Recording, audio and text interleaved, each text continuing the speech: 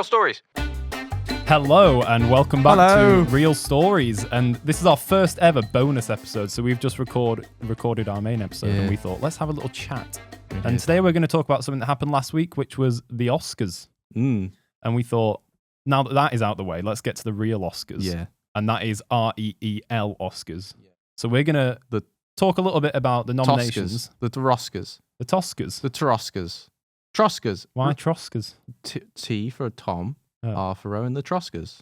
I thought you were saying like we're tossers or something. No, well. Welcome to the Tossers. Welcome to the Tossers. So what we're going to do is we're just going to chat a little bit about a few of the categories and the films that were nominated, and then the film that won. And if we were in charge, if we were the Academy, if it was just Rowan and Tom that are the Academy members, which films would be in there that weren't, and who would win? So we'll start where the Oscars normally ends, and that's with Best Picture. So the nominations this year for Best Picture were Anora, The Brutalist, A Complete Unknown, Conclave, Dune Part 2, Emilia Perez, I'm Still Here, Nickel Boys, The Substance, and Wicked. How many of these have you seen, by the way? I was just going to say that I've not seen I'm Still Here, and I've not seen Emilia Perez, and I've also not seen Dune Part 2. Oh, really? Okay. I've not seen A Complete Unknown, I'm Still Here, or Nickel Boys. Well, I'm going to watch it tonight or tomorrow because it's just gone on to Prime. Has it? Yeah. Yeah, it's really a beautiful film, and it uses a gimmick, like a filmmaking gimmick, which is It's like first person. it's isn't all it? point of view, Yeah, which like is Peep Show. amazing. I've listened to a podcast with the director on it. He's very interesting. It looks good. Yeah. I'm Still Here. Is that even out here yet?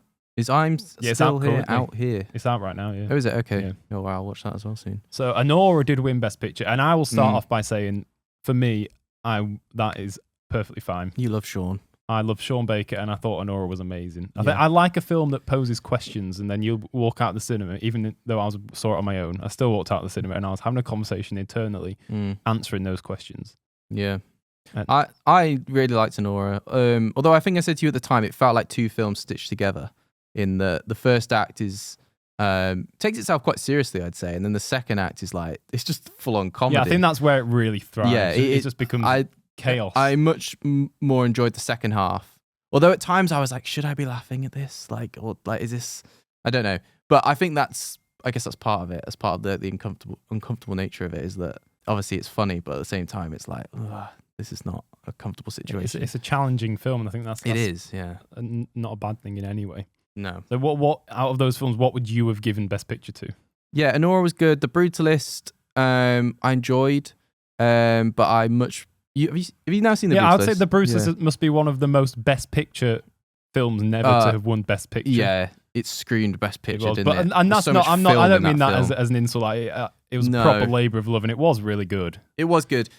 I don't hate the fact it didn't win Best Picture. Again, although other way around from Anora, I enjoyed the first half more before the interval. People don't know there's actually an interval. I don't even think calling it a interval. first half is fair. I think saying I preferred the first film, and then we had a 15-minute break, and then there was the second film. Yeah, the second part is much darker. Not that the first half isn't dark, but it's like... Well, how did you feel about the interval, by the way? I liked it. I really Especially liked for a it. guy that gets nervous about needing a wee. At the cinema, I always sit at the end of the row so that if I need to go, I can have a quick escape. Yeah. Good access, good egress. And you were the quickest weir. I know, but I'm a fast and regular weir. Hell yeah. There's Preach some that, details. Sister. But yeah, no, I thought the interval was cool, actually. I was starving. I went straight after work. I'd not eaten. It was probably like 8 o'clock at this point, and I just went and got the biggest popcorn I've ever seen. I don't even like popcorn. I never get popcorn, but I ate the whole box. I was starving. But I liked it. Also, I liked the build up to it. It felt like you were at the theatre. You said it was like when the lights start flashing in the theatre and the music builds. Yeah. It was like that, wasn't it? Yeah. But more monotone. I did like it, but if films started doing that regularly and it was like a 90-minute film, we're 45 minutes in, suddenly we have a break. I'd be like, come on. It was a few weeks ago I saw a play, and then the second half was 20 minutes long, and I was like, couldn't you have just done that during the interval? A Complete Unknown I've not seen. Conclave, I really liked Conclave. Conclave was great. Yeah. I really enjoyed that. That wasn't one I was expecting to be as good. So that's always good when you come out. I went into that quite blind. I knew that the general concept, but I thought it was a really good character study, and obviously it was beautifully performed. Yeah, Ralph Fiennes, isn't it? He was. Yeah, people call him Rafe. Is it Rafe? I don't know. It might be Rafe. Ralph to me is Ralph. I like a Ralph. Ralph. Dune Part 2. I love Dune Part 2. It's Still so need to see good. it. I feel like I missed the opportunity of seeing that on the big screen. 'Cause Yeah, I it's a saw big it in screen film. IMAX. Have you seen the first Dune? Yeah. It's better than that. I thought the first Dune was okay. Dune 2 is so good. The soundtrack alone is always incredible. Emilia Perez, I don't understand what the hype is for this. There's always one every year that gets the I really plaudits and everyone's don't. like, why? I'm still here not seeing Substance. I'm not good with. That was a proper A20. Was it A24? I think it's A24. Yeah, that took me a while to get around to watching that, just because I was sort of dreading it. But I can appreciate it's a really good film. I'm just not good with that sort of thing. And Wicked, this is where we're gonna have, I think, a bit of contention. I think, because I did not understand the hype for Wicked. I thought it was okay. But for a film that is going to be the massive blockbuster success of a year, there's worse ones that it could be. There is, but I just thought it was a build up to a second part. Well, it was.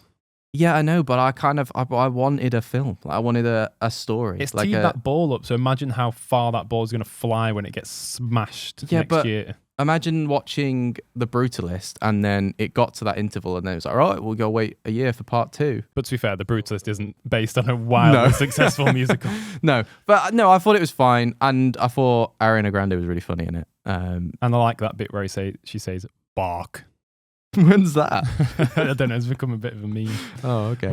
This episode's going to be like 3 hours long. It's going to be longer. I'll just add that in terms of if there are other films we would add to the best pictures. Yeah, this is the big one, so we can talk about this. Yeah. So I personally thought Hard Truths by Mike Leigh was a work that had everything that a beautiful film needed, and I'm gutted that it didn't get more plaudits in the awards. So for me, I would have slotted in Mike Leigh's Hard Truths. Okay, that's fine. And I won't judge you for that, Tom. Thank you.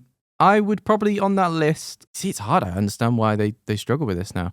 But I'm also going to throw one in and say Challengers, because it didn't get. I don't think it got a single nomination, which is criminal, especially was that the a soundtrack. 2024 film? Yeah. Because he also made Queer that came out. I'm certain but that that's was this January. So 2024. He's averaging one a year. That's amazing. What a guy. But yeah, no, I'm gonna say it purely just because it wasn't nominated. I'm not saying that I preferred it over any of the other films on the list. It's just bizarre. Like, it was so good. Like, some of the creativity in that film, in terms of like the editing and the shot where there's a shot where they're under a court. There's a shot where it's in a tennis ball and it's flying about. He plays around with the form, doesn't he? Yeah, it's ridiculously good. So yeah, I'll say Challengers. Final answer. It's a quiz now. Okay, amazing. So, Best Actress. Ooh. The nominees were Mikey Madison from Anora, Cynthia Erivo from Wicked, Carla Sofia Gascon from Emilia Perez, Demi Moore from The Substance, and Fernanda Torres from I'm Still Here.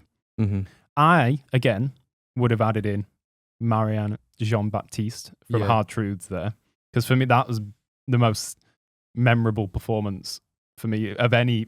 I don't know whether I like the fact that there's an actor and an actress category.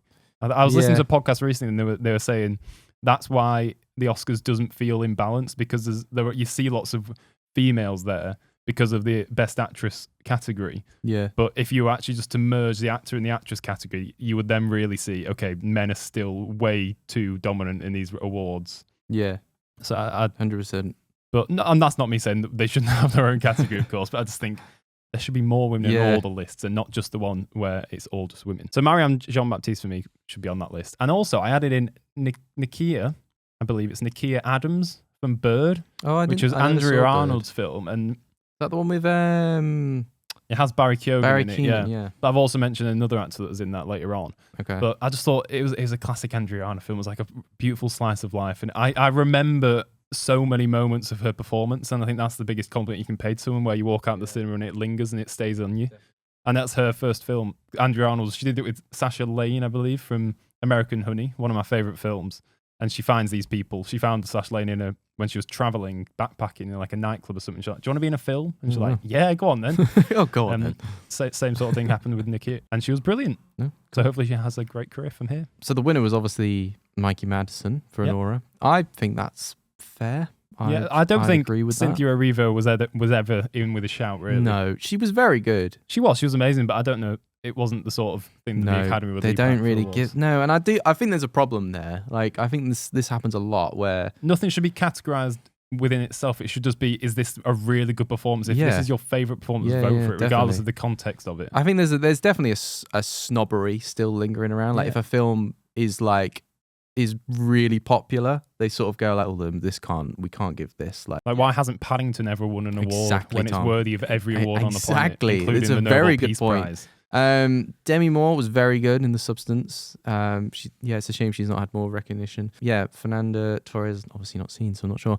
I think I'd just agree with what they went with. I think they did a good job. Actually, no, I wouldn't agree. I'd say Aunt Lucy from Paddington in Peru, a stellar performance as always. Best actor. Our nominees were Adrian Brody for The Brutalist, Timothy Chalamet for A Complete Unknown, Coleman Domingo for Sing Sing, Ralph Fiennes for Conclave, Sebastian Stan for The Apprentice. I was going to say the rest of them, but those are the ones I would put in there. So for me personally, I've got absolutely no issue with Adrian Brody winning, and I would have no issue with any of them winning. I've not seen The Apprentice, but I've heard that Sebastian Stan did a great job. He's very good. As Donald Trump he is in that film. But I absolutely loved Sing Sing, and Coleman Domingo's performance of that is another one that I still remember so many details of it. And just the whole story, it takes place in a prison, and a lot of the characters are being portrayed by the people that they actually are.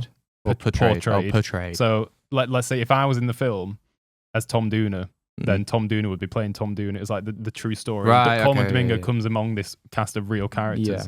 And I think I read somewhere that a few of them couldn't come to the ceremonies that they were invited to because of their restrictions due to their criminal records. Oh, right. But it's a beautiful film, and Coleman Domingo carried it so well.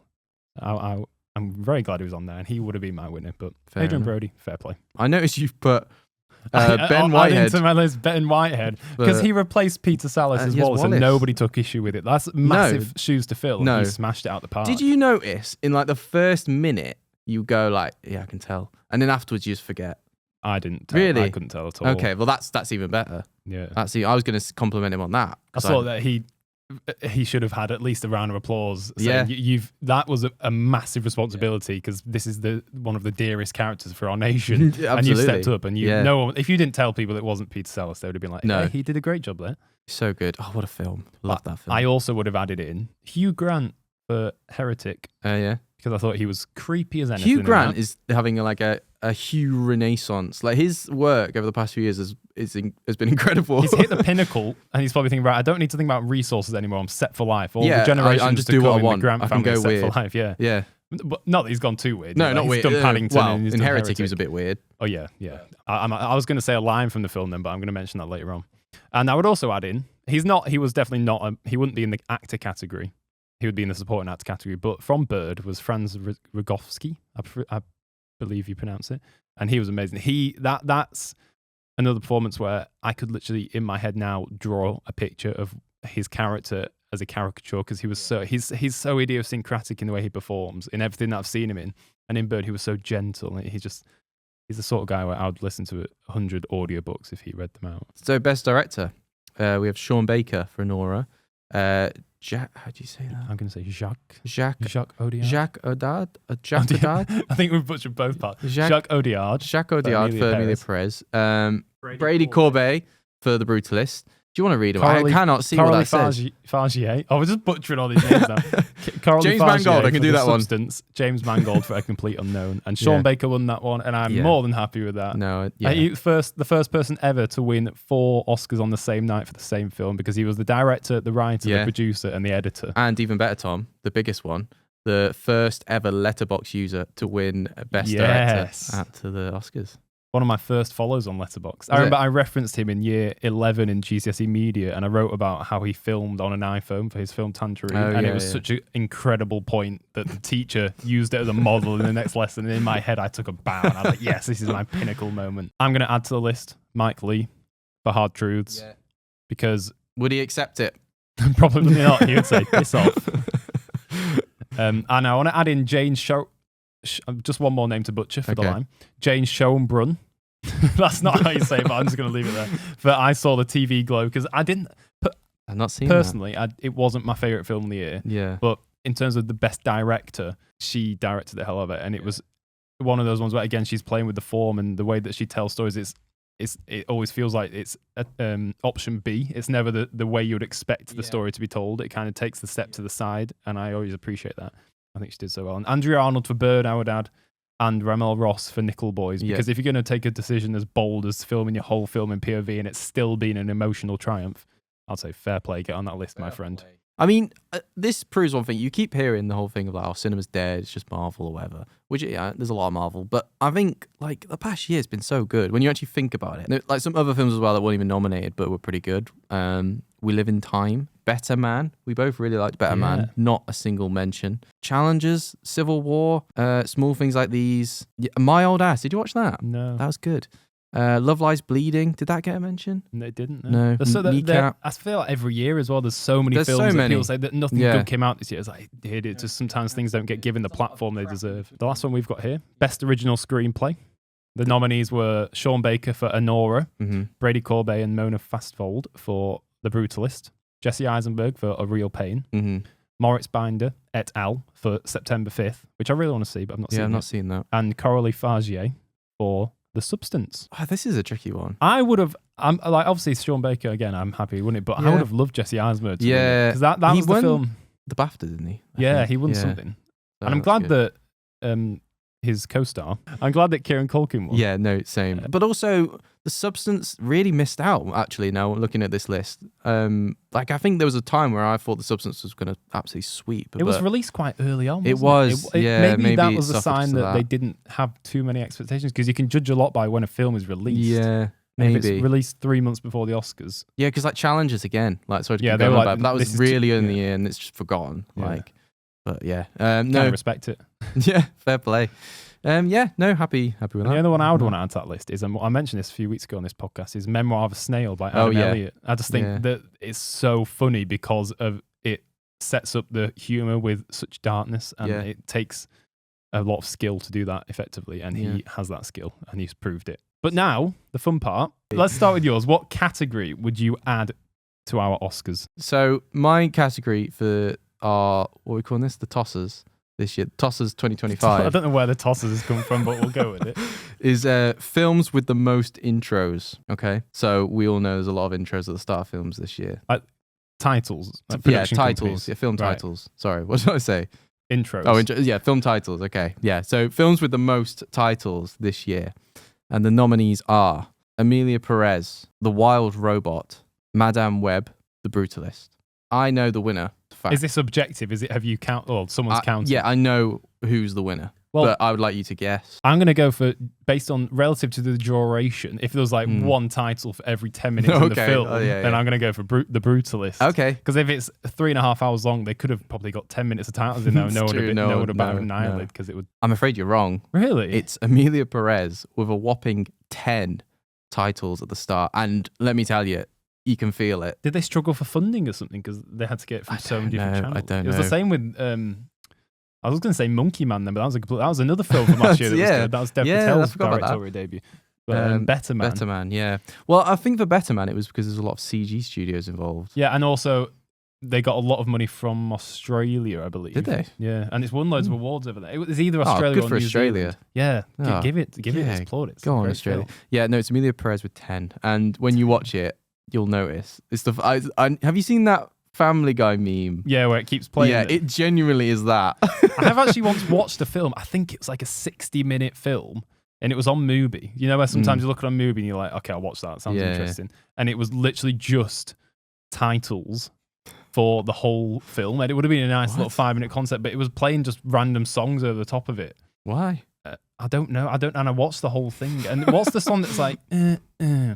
No, I can't. What? You're not going to pick up on that. I don't know what song that is. But it's playing like classic disco songs. Right, okay. You're just watching the Paramount title screen. Well, that's one to watch. One to add to the watch list. Get that on the watch list. God. So I want to add in the category. What would you say is the best line delivery of the year?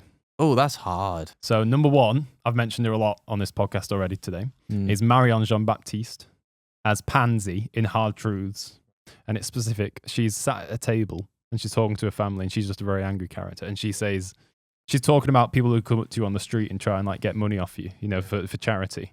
And she says, I asked one of them, I said, why do you want my postcode? I might as well give you my front door key so you can brook into my house, teeth out my things, and kill my only child. And obviously, this is an award for best line delivery. Yeah. I'm not going to win that award. But that is a specific line that I absolutely loved in that film. There's a lot of lines in there that I was like, that's a banger. That's what Mike Leigh's good at. Yeah. But she knocked it out of the park each time. My second nomination was Jackie Weaver as Pink. You've got no authority here, Jackie Weaver. Jackie Weaver? Different Jackie Weaver. The actor Jackie Weaver as Pinky in Memoir of a Snail. And this is the line that made me laugh more than anything this year in a film. Okay. And it was at the end of the film, there's like this really serious moment where it's coming to the ending and it's not doing it in a nice way. It's kind of crushing your soul. Yeah. But then it puts this joke in there. And Pinky says, for the first time, I feel older than I look. And I look like a testicle.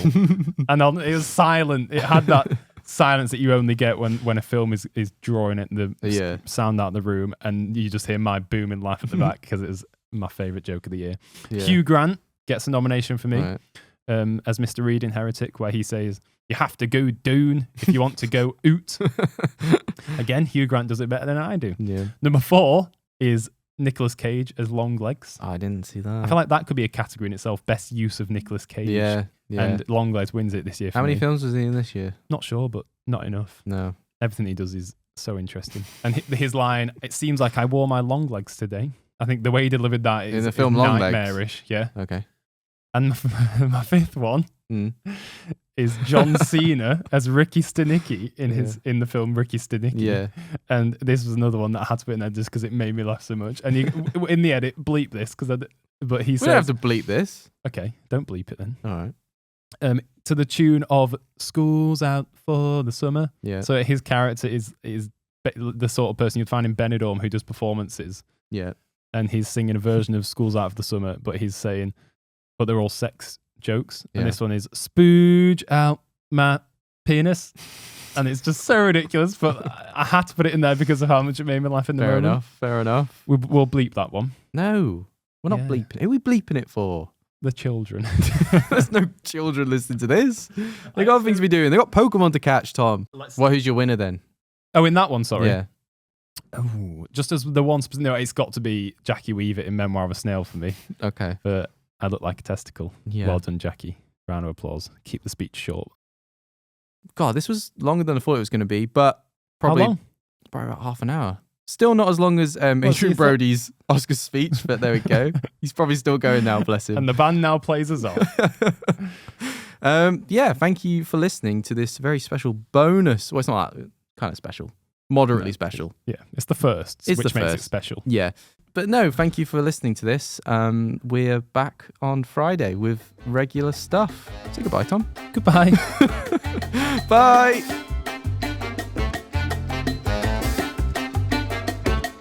Real stories.